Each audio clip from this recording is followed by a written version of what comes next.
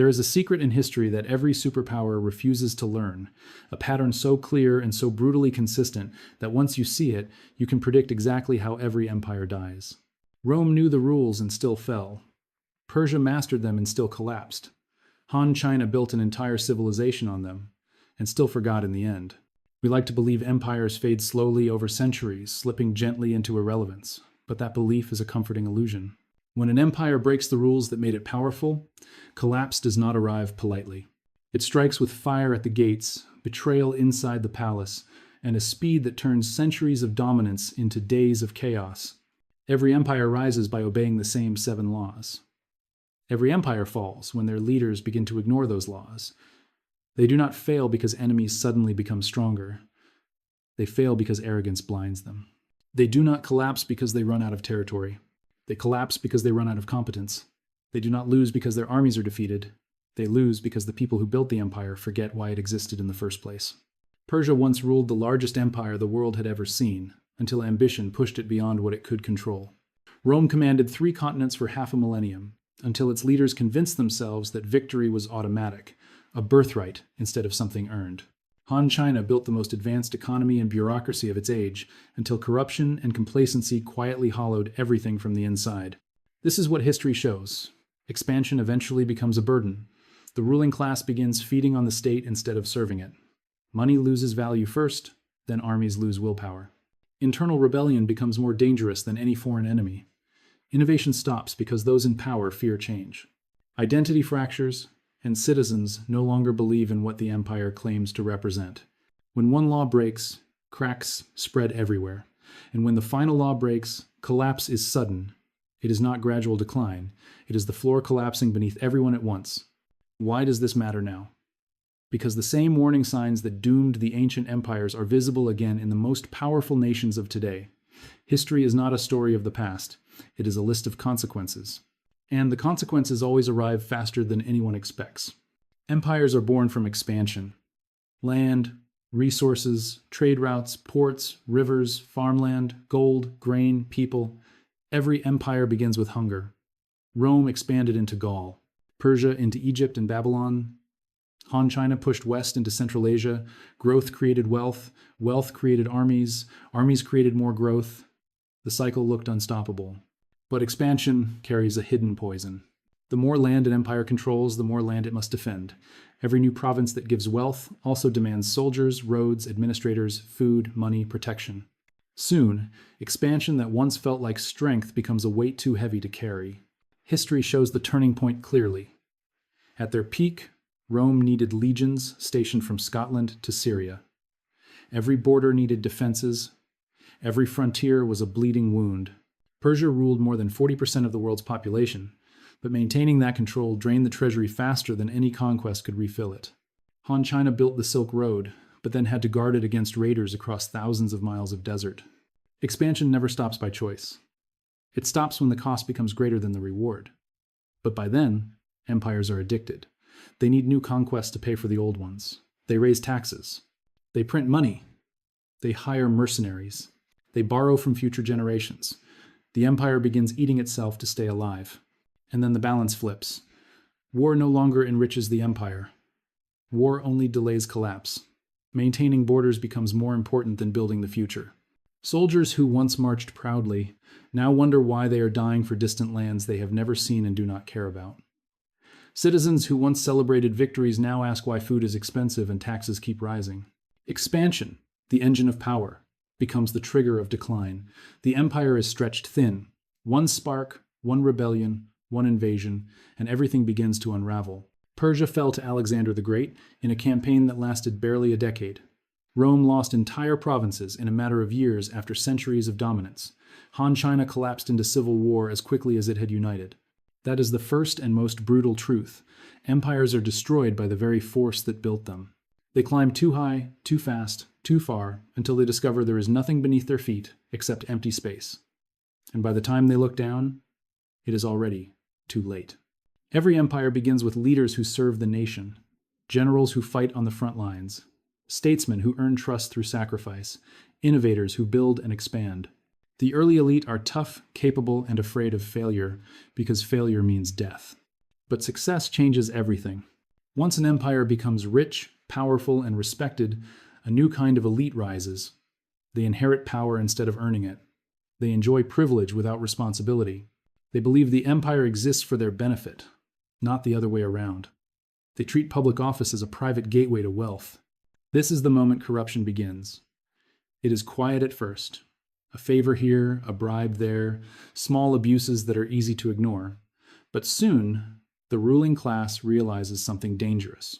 They can take more than they give, and no one can stop them. Look at Rome. The senators who once commanded armies became landlords who squeezed farmers for taxes they could no longer afford. They ate exotic foods, while soldiers on the frontier starved. Their wealth grew as the empire weakened. Look at Persia. Royal families competed for luxury and influence, plotting against each other while external enemies waited for the perfect moment to strike. When Alexander arrived, the Persian elite were so divided and self-indulgent that they barely resisted. Look at Han China. Eunuchs and aristocrats drained the treasury with palaces, banquets, and gifts for their loyalists.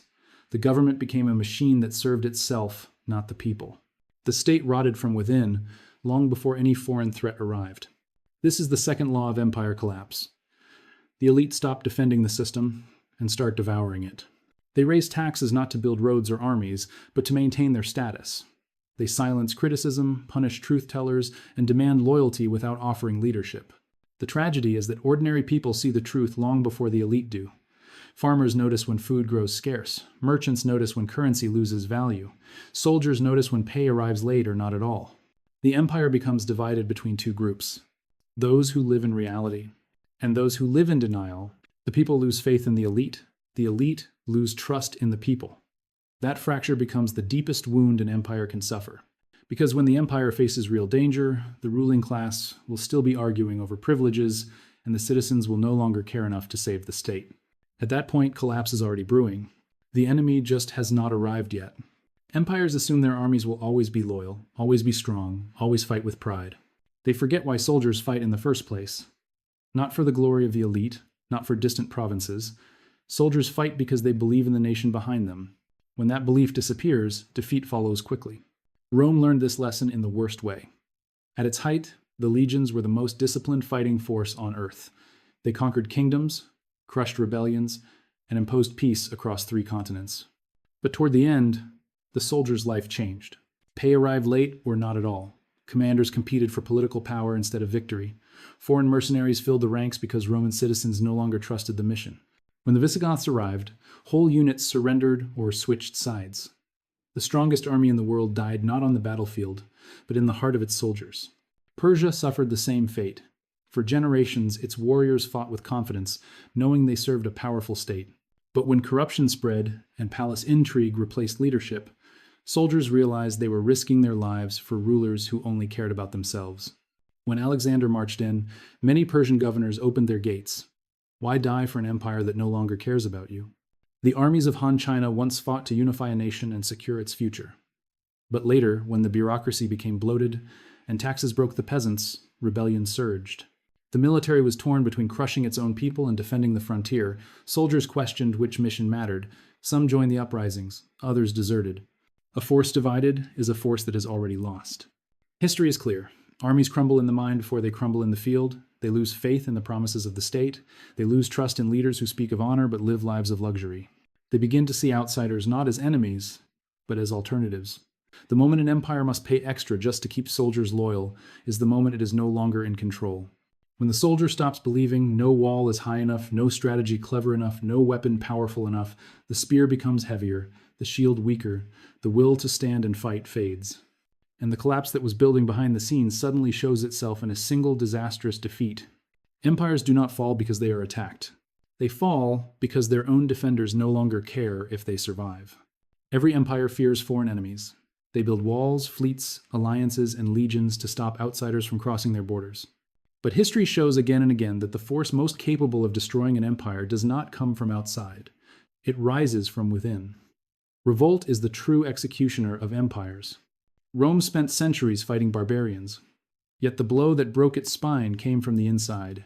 While legions guarded distant frontiers, provinces rebelled, pretenders declared themselves emperor, and civil wars drained strength faster than any foreign army ever could.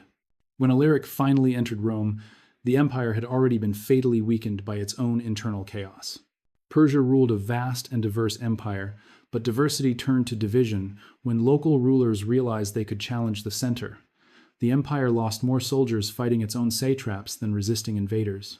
By the time Alexander attacked, Persia was not a unified state but a fractured realm pretending to be one. A single external strike toppled a structure hollowed out from inside. Han China learned the same brutal truth. The empire was threatened by nomadic tribes for generations, but it survived because its internal unity was strong. What brought Han to its knees was rebellion led by the very peasants who once worshipped it. When starving farmers and unpaid soldiers turned against the empire, the borders did not matter anymore. The collapse happened from the capital outward. Revolt is more terrifying than invasion because it reveals a truth no empire wants to face. The governed no longer accept the right to rule. External threats attack the body, internal revolt attacks the soul. And when the soul dies, no amount of force can hold the empire together. Every time a ruler must use the army against his own people, he gambles the empire's future. If the army refuses, the regime falls instantly.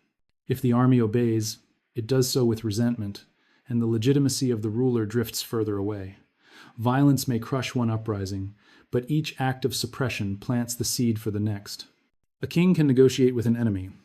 He cannot negotiate with the hatred of his own people. When rebellion spreads across regions, when tax collectors fear the villagers more than the emperor, when soldiers hesitate before striking their neighbors, empire collapses becomes a matter of when, not if. No wall ever stopped a revolution. No border ever protected a ruler from the anger he created. And when the crack opens from within, the empire does not fall like a tree. It collapses like a building whose foundation crumbles suddenly, completely, and beyond repair. Every empire begins with leaders who build. They conquer new lands, raise armies, construct roads and ships, expand trade, and reward loyalty. Their lives are spent defending and improving the realm. But as prosperity grows, something changes at the top. The builders are replaced by inheritors, the inheritors are replaced by courtiers, and the courtiers are replaced by parasites. Rome's greatest leaders slept in tents alongside their soldiers. But in its final centuries, senators lounged in marble villas debating who should pay for the army that protected those villas. They shipped their wealth abroad, dodged taxes, and hired private guards while expecting the state to defend everything else. The elite drained the empire instead of feeding it. Persian nobles once rode into battle with their king. Later, they schemed for greater privileges, exempted themselves from service, and demanded luxury funded by peasants who could no longer afford their own grain. When Alexander arrived, Persia's elite cared more about preserving their lifestyle than defending their nation. In Han China, the imperial court grew rich from corruption so vast that entire storehouses disappeared from records. Eunuchs bribed officials, officials skimmed taxes. Funds meant for flood control vanished, floods followed, and rebellion followed the floods. When warned that the state was rotting, the elite silenced the messenger and enjoyed the banquet. That is how empires die. Not from the bottom rising first, but from the top rotting quietly. When the elite take without giving, when they hoard wealth instead of building capability, the empire becomes fragile. Citizens lose trust, soldiers lose loyalty, bureaucrats lose purpose. In such a system, an emperor can issue orders, but little actually happens because the elites are busy enriching themselves. And here is the fatal moment. When those elites begin to believe they are separate from the empire's fate, they think they can sail away if the ship sinks. They think the collapse will destroy everyone except them. They stop defending the nation because they assume they no longer need it. But history is merciless to such arrogance. When the empire burns, the palaces burn first. When the people rise, the thrones fall hardest. A state can survive bad harvests, foreign enemies, even failed kings. But it cannot survive an elite that stops caring whether the state survives at all. At the height of every empire, money feels limitless. Armies are paid on time. Cities flourish. Trade routes deliver wealth from every direction. The treasury seems bottomless. But beneath that confidence lies a dangerous habit, the idea that problems can be solved with gold instead of strength. Rome mastered this habit. Instead of fighting every tribe that challenged them, they paid them off with tribute, gifts, and annual salaries. Gold kept the peace along the borders. But soon, payments replaced courage. The legions withdrew from dangerous frontiers because it was cheaper to bribe enemies than defeat them. When Rome finally ran out of gold, the same tribes they once paid became the armies that tore the empire apart. Persia made the same mistake. To avoid rebellion, satraps were allowed to govern like kings, collecting wealth for themselves and sending only a fraction to the capital. Bribery kept local rulers loyal until it didn't. When Alexander came, Persia discovered that loyalty purchased with gold evaporates the moment the gold is gone. Han China used enormous state spending to keep unity. Disaster relief, public works, and grain storage kept the people satisfied for generations. But as corruption grew and coffers emptied, the government could no longer protect them. When famine struck, the state had nothing left to offer. The people chose revolt over obedience. An empire that depends on money to maintain order is already losing power. True stability comes from purpose, from identity, from a belief that the empire itself matters. When coins become the only glue holding the state together, collapse follows the moment a single purse runs dry. And there is another problem. Paying enemies teaches them that threats are profitable. The more they demand, the more the empire pays. What begins as peaceful diplomacy becomes a silent form of surrender. An empire that once commanded fear now negotiates for survival. The treasury becomes a battlefield. Each coin spent buys only a little time. Each new tax angers more citizens. Each loan taken mortgages the future. And eventually the empire discovers the most frightening truth of all. It did not lose because enemies became powerful. It lost because it forgot how to be powerful. Empires rise when they think boldly. They build roads where no roads exist, fleets where there is only coastline, and armies with new tools and tactics. Innovation is the silent weapon that turns small kingdoms into global powers. But success creates comfort. Comfort creates fear of change, and fear kills innovation faster than any enemy. Rome transformed warfare with disciplined legions and advanced engineering. Their roads, aqueducts, and siege machines reshaped continents. But by the end, those legions marched with outdated tactics against enemies who adapted. Bureaucracy replaced creativity. Tradition replaced strategy. Rome kept fighting yesterday's wars, and it paid the price in blood. Persia once led the world in administration, communication, and architecture. Their royal road was a marvel, their postal system unmatched. But later rulers cared more about luxury than progress. The world advanced while Persia stood still. When a young Macedonian king arrived with faster armies, better weapons, and a new vision of war, Persia collapsed under the weight of its own stagnation. Han China pioneered papermaking, steel production, and agricultural tools that fed millions. But when court factions fought for control, scholars feared punishment for suggesting reforms. Brilliant ideas died in silence. Government resisted change because stability mattered more than improvement. Soon, famine and rebellion exposed how fragile that stability truly was. Innovation requires risk. It demands leaders willing to admit flaws. Empires in decline cannot tolerate either. They punish those who question the system. They reward those who repeat old success. They cling to methods that once worked, convinced they will always work. But the world outside does not freeze in admiration. Rivals learn. Enemies adapt. New powers rise. What once was cutting edge becomes obsolete. And an empire that stops moving forward discovers that standing still is just another way of falling behind. By the time urgency returns, it is already too late. The empire has forgotten how to dream, how to build, how to solve problems without borrowing from the accomplishments of the past. It becomes a museum proud of what it once did, incapable of anything new. The greatest warning sign is not defeat. It is complacency.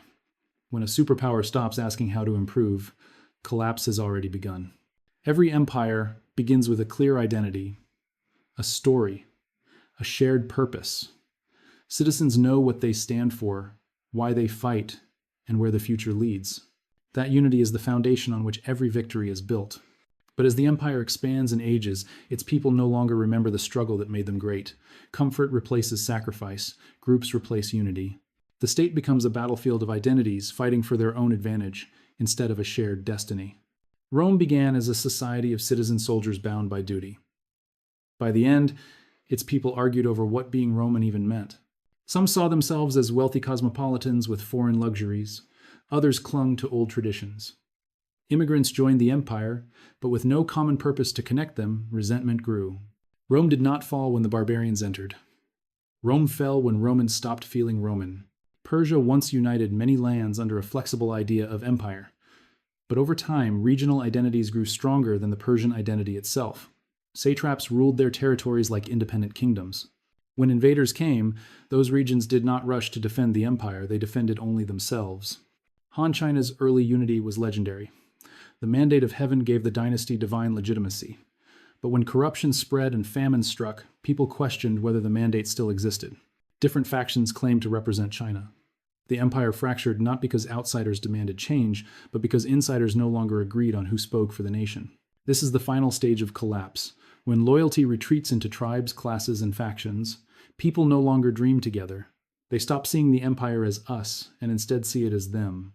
At that point, borders do not matter, armies do not matter, even wealth does not matter. A nation that cannot agree on its identity cannot agree on survival. And when crisis hits a war, a disaster, a fiscal collapse, the people respond not by uniting, but by blaming one another.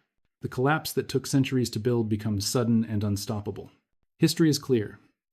Empires do not die because they are defeated. They die because they forget why they existed in the first place.